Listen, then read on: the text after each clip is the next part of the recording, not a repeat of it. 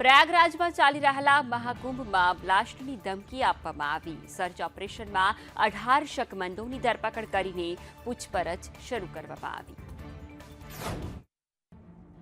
આજે મહાકુંભનો છઠ્ઠો દિવસ છે। જળશક્તિ મંત્રી સ્વતંત્ર દેવસિંહે સવારે સંગમમાં ડૂબકી લગાવી હતી। અત્યાર સુધીમાં 7.5 કરોડથી વધુ શ્રદ્ધાળુઓએ સંગમમાં સ્નાન કર્યું છે। આજે રક્ષા મંત્રી રાજનાથસિંહ પ્રયાગરાજ આવી રહ્યા છે, તે સંગમમાં સ્નાન કરશે। સેનાના અધિકારીઓ સાથે પણ બેઠક કરશે। રાજનાથસિંહના આગમન પહેલા સેનાના જવાનો મોડી રાત્રે શહેર અને મહાકુંભ વિસ્તારમાં ઉતર્યા હતા। પોલીસે પણ તપાસ વધારી હતી। મેળા વિસ્તારમાં જતા વાહનોની તલાશી લેવામાં આવી। 18 શંકાસ્પદ લોકોની ધરપકડ કરવામાં આવી છે। તેમાંથી કેટલાક પાસે આધાર કાર્ડ ન હતા, કેટલાક પોતાના વિશે સાચી માહિતી આપી શક્યા નથી, જ્યારે અનેક યુવકો ચોરીની શંકાના આધારે ઝડપાયા છે। સેક્ટર 18માં બોમ્બ હોવાની માહિતી મળતા મોડી રાત સુધી પોલીસ અને સુરક્ષા એજન્સીઓએ તપાસનો ધમધમાટ શરૂ કરી દીધો હતો। પોલીસ, ડોગ સ્ક્વોડ અને બોમ્બ ડિસ્પોઝલ સ્ક્વોડની ટીમોએ મહાકુંભના સેક્ટર 18 સહિતના વિસ્તારમાં સર્ચ ઓપરેશન હાથ ધર્યું હતું, પરંતુ ક્યાંય કશું મળ્યું ન હતું। સફાઈ કામદારને બપોરે ફોન આવ્યો હતો કે સેક્ટર 18માં બોમ્બ છે। થોડી જ વારમાં બ્લાસ્ટ થવાની ભીતિ હતી। પોલીસ કોલ ડિટેલ મેળવી રહી છે। પ્રયાગરાજમાં ભવ્યાતિભવ્ય મહાકુંભની શરૂઆત થઈ ચૂકી છે। કરોડો ભક્તો આસ્થાની ડૂબકી લગાવી રહ્યા છે, ત્યારે કેન્દ્રીય રક્ષા મંત્રી રાજનાથસિંહે પણ સંગમમાં ડૂબકી લગાવી। મહાકુંભના છઠ્ઠા દિવસે સંગમ અને ગંગા નદીના અન્ય ઘાટ પર શ્રદ્ધાળુઓની ભીડ જોવા મળી। ત્યારે રક્ષા મંત્રી રાજનાથસિંહ પ્રયાગરાજમાં આયોજિત મહાકુંભમાં પહોંચ્યા। અહીં તેમણે સંગમમાં ડૂબકી લગાવી પુણ્યનું ભાથું બાંધ્યું। કેન્દ્રીય મંત્રી રાજનાથસિંહે સંગમના પવિત્ર જળમાં પુણ્યની ડૂબકી લગાવી પોતાની યાત્રાની શરૂઆત કરી। રાજનાથસિંહે અહીં પૂજા અર્ચના પણ કરી। રાજનાથસિંહ સાથે ઉત્तर प्रदेश पुलिस सहित सुरक्षा अधिकारियों की हाजिरी जोवा मળી।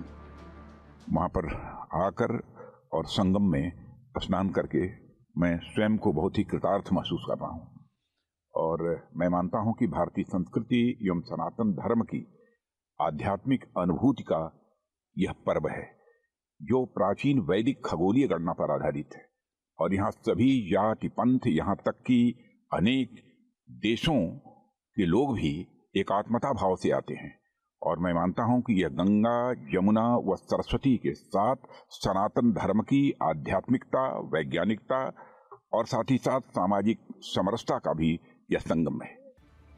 અમરેલી જિલ્લામાં દીપડાનો આતંક વધ્યો છે, ત્યારે માસૂમ બાળકોને દીપડાથી બચાવવા માટે એક ખેત શ્રમિકે નવતર પ્રયોગ કર્યો છે।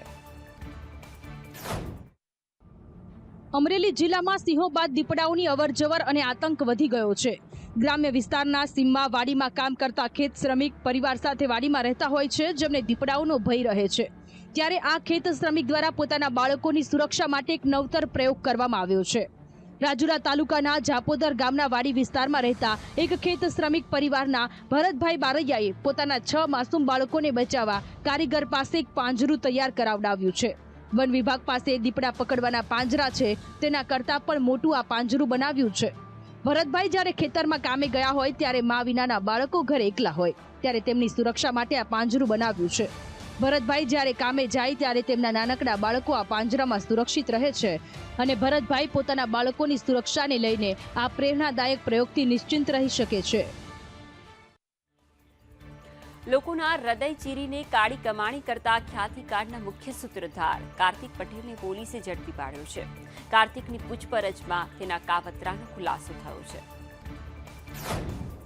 સમગ્ર રાજ્યમાં હાહાકાર મચાવનાર ખ્યાતિકાંડના મુખ્ય સૂત્રધાર ખ્યાતિ હોસ્પિટલના ડાયરેક્ટર કાર્તિક પટેલને એરપોર્ટ પરથી ઝડપી પાડવામાં આવ્યો। 2 મહિનાથી વધુ સમયથી ફરાર કાર્તિકને વહેલી સવારે 4 વાગ્યાના અરસામાં દુબઈથી પાછા ફરતા પોલીસે ઝડપી પાડ્યો। મોડી રાત્રે અટકાયત બાદ કાર્તિકને ક્રાઇમ બ્રાન્ચ ખાતે લાવવામાં આવ્યો અને તેની પૂછપરછનો દોર શરૂ થયો છે। પૂછપરછ દરમિયાન પોલીસે કાર્તિક પટેલને કાન પકડાવ્યા। કાર્તિક પટેલની પૂછપરછમાં મોટા ખુલાસા થયા છે। કાર્તિકે હોસ્પિટલ શરૂ કરવા નકલી પેઢીની મદદ લીધી અને કાવતરું રચી હોસ્પિટલમાં નુકસાન બતાવ્યું। પોતાનો પગાર વધારી હોસ્પિટલમાં નુકસાન બતાવી કાર્તિક પાસેથી નવો મોબાઈલ મળી આવ્યો છે। ત્યારે પોલીસ દ્વારા કાર્તિકે જૂનો મોબાઈલ ક્યાં મૂક્યો અને કેમ્પ કરવા કોને મંજૂરી લેતા હતા તે અંગે તપાસ થઈ રહી છે। કાર્તિક તેની પત્નીની સારવાર માટે અમદાવાદ આવ્યો હોવાનું કહેવાય છે। પત્નીને વ્હીલચેરમાં લઈને વિમાનમાંથી બહાર નીકળ્યો હતો। કાર્તિકના જમીન કૌભાંડ મામલે ઈડી તપાસ કરી રહી છે। ક્રાઇમ બ્રાન્ચ કાર્તિક પટેલ વિરુદ્ધ વધુ ફરિયાદ નોંધી શકે છે। તો ખ્યાતિકાંડનો મુખ્ય સૂત્રધાર કાર્તિક પટેલ પોલીસની પકડમાં છે, ત્યારે હવે કાર્તિક પટેલને લઈને રાજકારણ ગરમાયું છે. ખ્યાતિકાંડના મુખ્ય આરોપી કાર્તિક પટેલ હવે ઝડપાઈ ચૂક્યો છે, ત્યારે આ મામલે ભાજપ કોંગ્રેસ આમને સામને આવી ગયા છે. ધારાસભ્ય અમિત ચાવડાએ કાર્તિકનો વરઘોડો કાઢવાનો સવાલ કર્યો તો ભાજપ પ્રવક્તા યજ્ઞેશ દવેએ વળતો પ્રહાર કર્યો. ખ્યાતિકાંડનો મુખ્ય આરોપી કાર્તિક પટેલ આજે 65 દિવસ પછી અડધી રાત્રે અચાનક પકડાય છે. દીકરી પાયલનો બજાર વચ્ચે વરઘોડો કાઢવાની હિંમત સરકાર પાસે છે, પણ આ કાર્તિક પટેલનો વરઘોડો હવે નહીં કાઢે.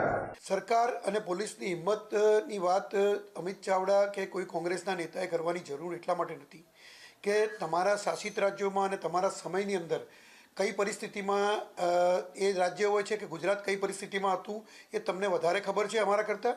એટલે એના માટે મારે કોઈ કોંગ્રેસના નેતાની નસીહતની જરૂર નથી, અને કોંગ્રેસના નેતાઓ માત્ર ને માત્ર આવા કોઈ પણ ગુના બન્યા હોય એની ઉપર રાજકારણ રમતા હોય છે, અને એમાં એમને રાજકીય રોટલા શેકવા સિવાય બીજું કોઈ કાર્ય હોતું.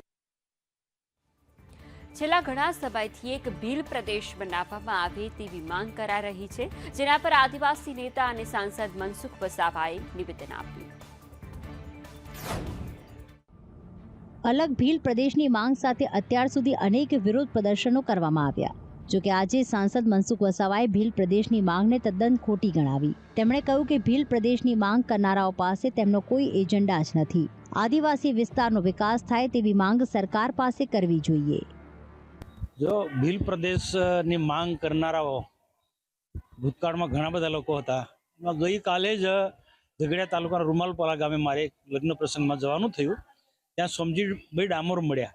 એ પોતે પણ કહ્યું કે ભાઈ આ એક જે તે સમયે અમે ખોટી શક્તિ વેડફી, એ માંગ જ અમારી ખોટી હતી. આદિવાસી સમાજને વિકાસના માર્ગે લઈ જવા માટે એવી યોજનાઓ અમલમાં લાવવી જોઈએ જે નરેન્દ્રભાઈ મોદી કરી રહ્યા છે. એટલે વિકાસની વાતો કરવી જોઈએ. અલગ ભીલ પ્રદેશની માંગણી એ બિલકુલ ખોટી છે, અને બિલકુલ એમનો એજન્ડા જ નથી. પહેલા એજન્ડા જાહેર કરે કે અમારા ભીલ પ્રદેશમાં કયા કયા રાજ્યો હશે, એનું રાજધાની ક્યાં હશે. રાજસ્થાન વાળા કહે કે માનગઢ અમારી રાજધાની, ભરૂચ નર્મદા વાળા કે મહારાષ્ટ્ર વાળા એમ કહે કે અમારી કેવડિયા રાજધાની. એટલે આ એક લોકોને ગુમરાહ કરવા માટેનો આખો આ એક કાર્યક્રમ છે. હવે આદિવાસી ગીત બદલવા માંગ કરાઈ છે. રાજ્યના આદિજાતિ શિક્ષણ મંત્રીએ કહ્યું, હાથમાં ધાર્યું અને કાનમાં બાલ્યું. કોંગ્રેસના શાસનનું ગીત છે. મોદી સાહેબના શાસનમાં ગીત બદલાઈ ગયું. એક શાળાના વાર્ષિક મહોત્સવમાં રાજ્યના આદિજાતિ શિક્ષણ મંત્રી કુબેર ડિંડોર હાજરી આપવા માટે પહોંચ્યા હતા. તેઓ પહોંચ્યા ત્યારે તેમના સ્વાગતમાં પરંપરાગત આદિવાસી ગીત રજૂ કરવામાં આવ્યું હતું.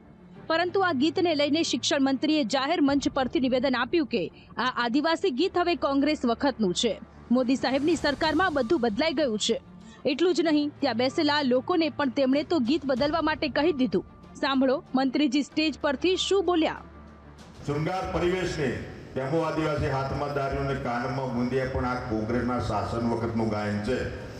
હવે મોદી સાહેબના શાસનમાં બદલાઈ ગયું. આ ગાયનમાં બદલાવ લાવો ભાઈ. આપણે જીસીઆરટીના માધ્યમથી અમે ચેન્જ લાવીશું આમાં ગીતમાં પણ. હવે હાથમાં ધાર્યું ને કાનમાં બુંદિયા નહીં, હાથમાં કલમ ને એ આવશે. ડોક્ટરો પણ બની ગયા, હાથમાં કલમ આવી ગઈ હવે. એટલે આ ગીતમાં પણ બદલાવ. આપણે કઈ સુધારો ભાઈ બધા મળીને કરીએ ભાઈ. બનાસકાંઠા જિલ્લાનું જ્યારથી વિભાજન થયું ત્યારથી જ વિરોધના વંટોળ સર્જાયા છે. હવે પૂર્વ ધારાસભ્ય મફતલાલ પુરોહિતે જિલ્લા પ્રમુખ પર નિશાન સાધી નિવેદન આપ્યું. બનાસકાંઠા જિલ્લાના 2 ભાગ કરવામાં આવ્યા. એક બનાસકાંઠા, જ્યારે તેમાંથી વિભાજન કરી બીજો વાવ થરાદ જિલ્લો બનાવવામાં આવ્યો. જિલ્લાનું વિભાજન થયું તે દિવસથી જ વિરોધ શરૂ થઈ ગયો છે. ત્યારે હવે પૂર્વ ધારાસભ્ય મફતલાલ પુરોહિત મેદાને આવ્યા અને તેમણે જિલ્લા પ્રમુખ કીર્તિસિંહ વાઘેલા પર નિશાન સાધતા નિવેદન આપ્યું છે. મારા તાલુકાના, મારા જિલ્લાના વિકાસ માટે આ કામ જરૂરી છે. છાતી કાઢીને વાત કરે. ચૂંટાયેલો હોય, સંગઠનનો માણસ હોય, એ છાતી કાઢીને વાત કરે. અને રાજીનામા તો ભેજવામાં લઈને ભરે. એ કેમ કે આ રાજીનામા શું કહેવા માંગે? પાર્ટીને તમારી જરૂર છે. પાર્ટી ચાલે છે તમારાથી. શું કામ પાયેલા થઈ બેઠા છો ઘરે? વલસાડ વિદ્યાર્થીઓના આરોગ્ય સાથે ચેડા કરવામાં આવ્યા. બાળકોને મધ્યાહન ભોજન અપાતા અનાજમાંથી કીડા નીકળ્યા. વલસાડ જિલ્લાના ધરમપુર તાલુકાની મોટી ડોલડુંગરી અને મરગમાળ પ્રાથમિક શાળાના વિદ્યાર્થીઓના આરોગ્ય સાથે ચેડા કરતા જોવા મળ્યા છે. બાળકોને મધ્યાહન ભોજનમાં અપાતા અનાજમાંથી કીડા નીકળતા વાલીઓમાં રોષ જોવા મળ્યો. ધરમપુર તાલુકા પંચાયતના અપક્ષ સભ્ય કલ્પેશ પટેલ દ્વારા ચકાસણી કરવામાં આવતા સરકાર દ્વારા અપાયેલા અનાજમાંથી કીડા નીકળ્યા છે. આદિવાસી સમાજના વિદ્યાર્થીઓ સાથે ભેદભાવ થાય છે. આ જ પ્રકારની ઘટના તાલુકાની અન્ય શાળાઓમાં પણ થઈ છે. ત્યાં પણ ચકાસણી કરવામાં આવે તેવી માંગ કરાઈ છે. સડેલા ચણા જોયા પછી કલ્પેશભાઈને ફરિયાદ કરી. કલ્પેશભાઈ આગળ કાર્યવાહી કરી. નાયબ મામલતદાર અત્યારે હવે જોઈએ છે. હવે એ બીજું તો કંઈ થાય નહીં, એમ કે અત્યારે જે છે હાલમાં એ રાખો એમ. સ્કૂલમાં આવીએ અમે તપાસ કરીએ જ છીએ.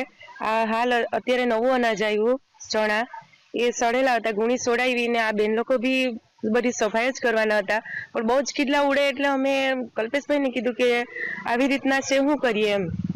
કંટ્રોલમાં જાણ કરી પણ એ લોકોએ કીધું કે ડાયરેક્ટથી આવે એટલે અમે શું કરી શકીએ. ગુજરાતમાં ફરી એકવાર ઠંડીનો ચમકારો અનુભવાઈ રહ્યો છે, ત્યારે હવામાન વિભાગે આગામી સમયમાં ઠંડીથી રાહત મળવાની આગાહી કરી છે. ગુજરાતના હવામાનમાં ઠંડીનો અનુભવ ગુજરાતવાસીઓ કરી રહ્યા છે, ત્યારે હવામાન વિભાગે આગાહી કરી છે કે આવનાર દિવસમાં રાજ્યમાં ઠંડીથી આંશિક રાહત મળી શકશે. મોટાભાગના જિલ્લાઓમાં પણ હાલ તાપમાન ઊંચકાયું છે. હવામાં ભેજનું પ્રમાણ વધ્યું છે, જેથી તાપમાનમાં આ ફેરફાર જોવા મળ્યો છે. નલિયામાં લઘુત્તમ 8.6 ડિગ્રી તાપમાન નોંધાયું, તો અમદાવાદમાં 16 ડિગ્રી અને ગાંધીનગરમાં 15.5 ડિગ્રી તાપમાન રહ્યું. આગામી 5 દિવસ તાપમાનમાં ફેરફાર થવાની શક્યતા નહીવત છે.